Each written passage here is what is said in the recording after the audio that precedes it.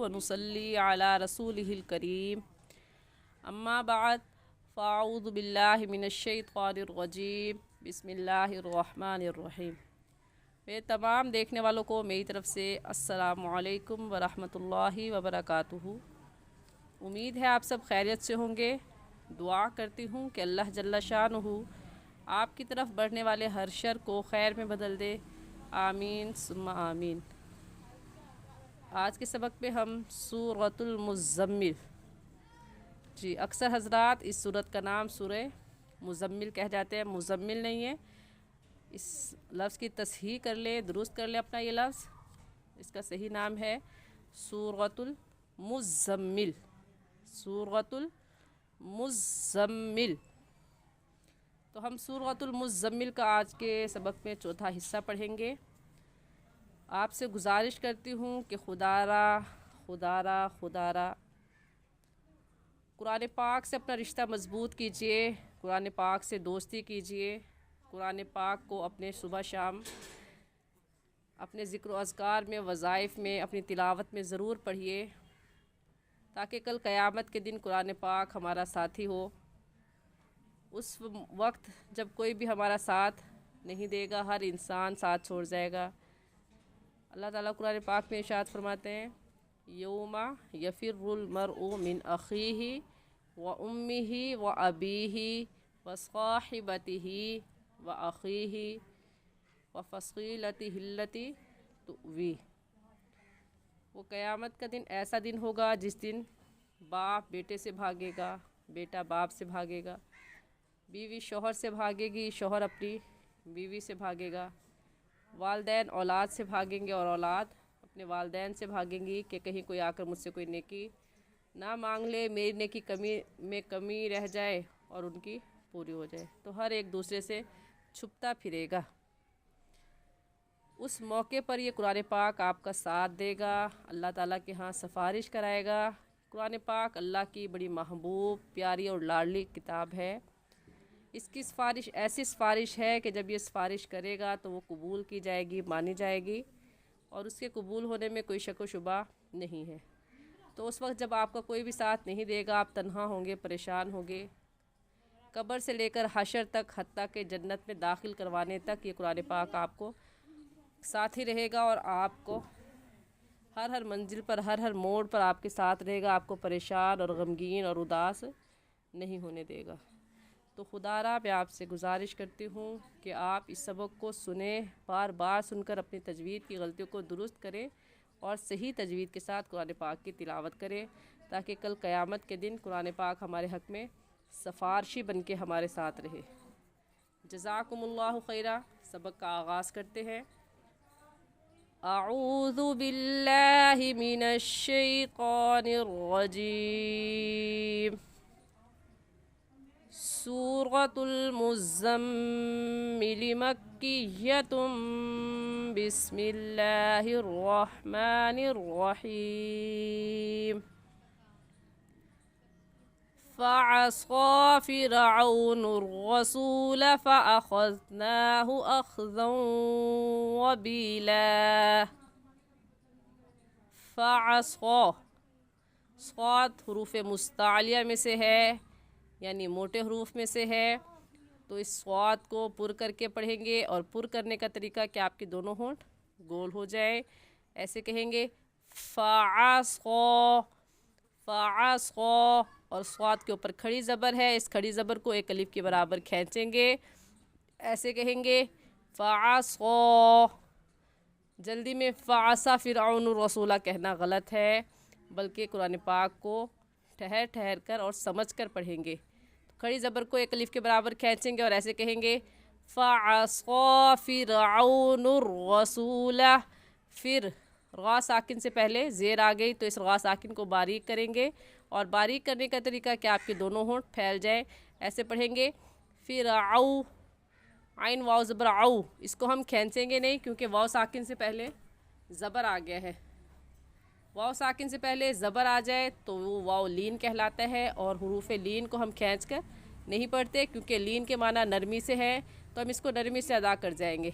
ऐसे फ़िरऔनुर, फ़िरऔ, गलत है और सही है फ़िरऔनुर रसूल फ़अख़ज़नाहु।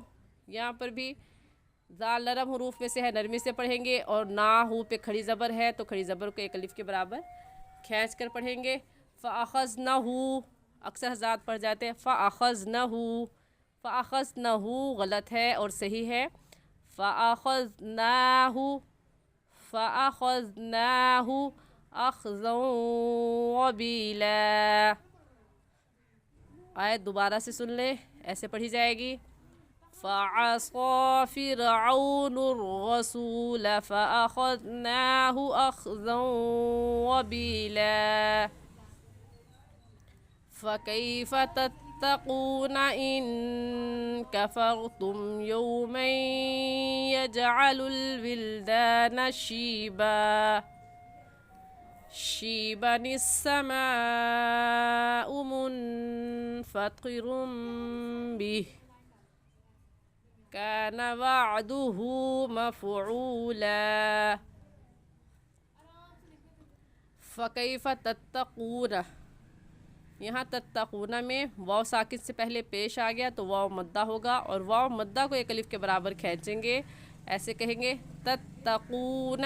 इसे जल्दी से नहीं पढ़ेंगे बल्कि एक अलिफ के बराबर खींचेंगे। वाव लीन को जल्दी से पढ़ जाएंगे और वाव मद्दा को एक अलिफ के बराबर खींच कर पढ़ेंगे। इस फ़र्क को अच्छे से समझ लें और याद कर लें कि वाव लीन को नहीं खींचेंगे बल्कि नरमी से पढ़ जाएंगे और वाव मद्दा को एक अलिफ के बराबर खींचेंगे। तो लफ्ज़ है फ़कैफ़ तत्तक़ून इन कफ़रतुम। इन में नून साकिन है, नून साकिन के बाद हुरूफ़ हल्की हमज़ा हा आइन हा गैर ख़ा में से कोई लफ्ज़ नहीं आया, इसलिए इस नून साकिन पर हम गुन्ना करेंगे, ऐसे पढ़ेंगे इन कफ़रतुम। कफ़र में ग़ा साकिन से पहले ज़बर आ गया तो इस ग़ा साकिन को पुर यानी मोटा करके पढ़ेंगे, यानी अपने दोनों होंठों को गोल कर लेंगे। कफ़रतुम यौमई, यौमई पर हम गुन्ना करेंगे क्योंकि तनवीन के बाद हुरूफ़ यरमलून जो कि 6 हैं, या रा मीम लाम वाव नून, यरमलून उनमें से या आगे है, तो हम गुन्ना करने के साथ साथ इदगाम भी करेंगे। और इदगाम कैसे करेंगे, यानी हम इसे यौमन नहीं कहेंगे बल्कि इसको मीम को या के साथ मिलाएंगे और कहेंगे यौमई। जीम हुरूफ़ कलकला में से है, कलकला करेंगे, ऐसे पढ़ेंगे यजअलुल, यजअलुल विल्दान शीबा। अब हम शीबा को दो तरह से पढ़ सकते हैं। इसे अगर हम वक़फ़ करेंगे तो हम कहेंगे शीबा, और अगर हम मिलाकर पढ़ेंगे तो फिर अलिफ नहीं पढ़ेंगे बल्कि अलिफ की जगह क्या पढ़ेंगे, नून। ये जो छोटा सा नून लिखा हुआ है इसको पढ़ेंगे और कहेंगे शीबनिस समाउ, शीबनिस समाउ।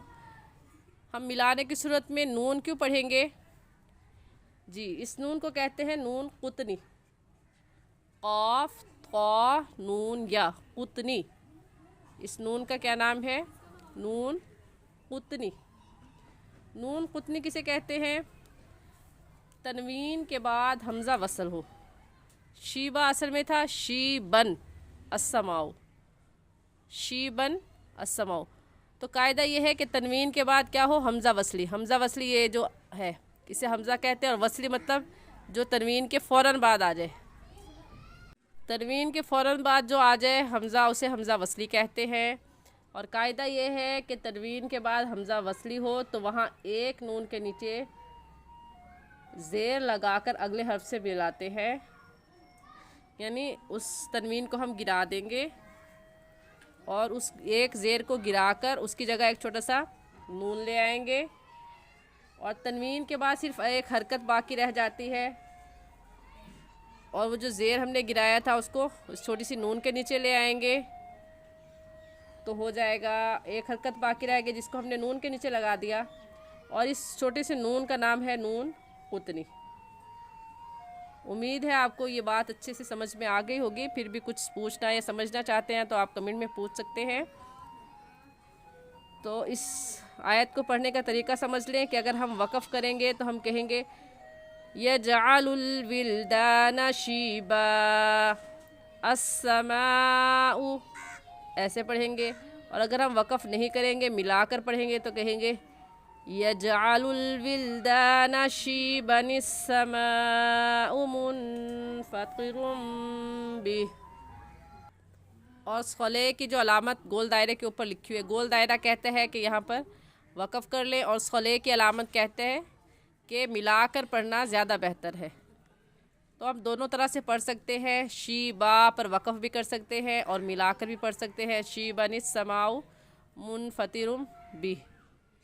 یہاں منفطرن نہیں کہیں گے بلکہ منفطرم، را کو میم کے ساتھ ملائیں گے. کیوں ملائیں گے؟ کیونکہ تنوین کے بعد با آ جائے. قاعدہ یہ ہے کہ تنوین کے بعد با آ جائے تو وہاں پر اقلاب ہوتا ہے. اقلاب مطلب تبدیلی آتی ہے. وہ تبدیلی یہ آئے گی کہ ہم یہاں پر یہ تبدیلی لے آئیں گے، با کے آنے کی وجہ سے چھوٹا سا میم لے آئیں گے اور اس تنوین کو اس میم کے ساتھ ملا کر پڑھیں گے. منفطرن، را دو پیش رن، منفطرن کہنا غلط ہے کیونکہ اقلاب ہو رہا ہے. تو ہم اقلاب کی صورت میں اس تنوین کو میم کے ساتھ ملائیں گے اور ایسے کہیں گے منفطر به، منفطر به کان وعده مفعولا. آج کے لیے اتنا ہی سبق. امید کرتی ہوں کہ آپ کو سبق اچھے سے سمجھ میں آ گیا ہوگا. پھر بھی کچھ پوچھنا چاہتے ہیں تو آپ کمنٹ میں پوچھ سکتے ہیں. جزاکم اللہ خیرا. السلام علیکم ورحمۃ اللہ وبرکاتہ.